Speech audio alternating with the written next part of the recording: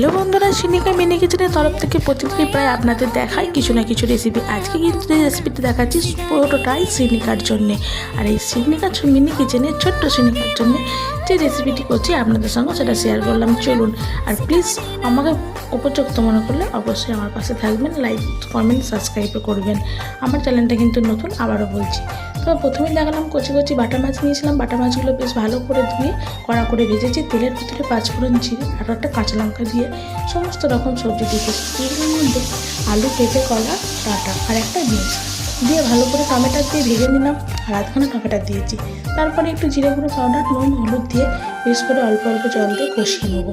তারপর পরিমাণ মতো ঝোল আমি এর মধ্যে দেবো। মাছগুলো দিয়ে ঝোলের ওপরে ঢাকা দিলাম। চলো সিনিকাকে আমি স্নান করেই রেডি করে নিই, ততক্ষণে ঝোলটা হয়ে যাবে।